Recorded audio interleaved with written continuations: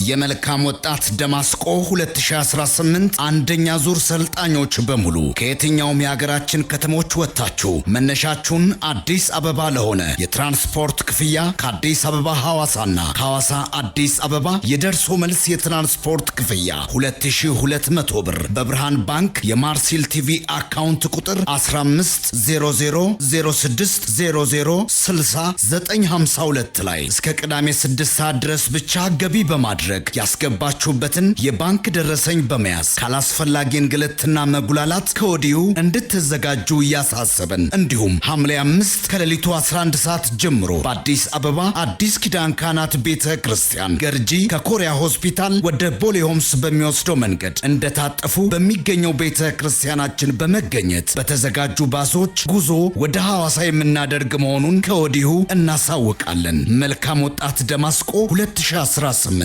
ማርሲል ቴሌቪዥን ወንጌል ይለውጣል።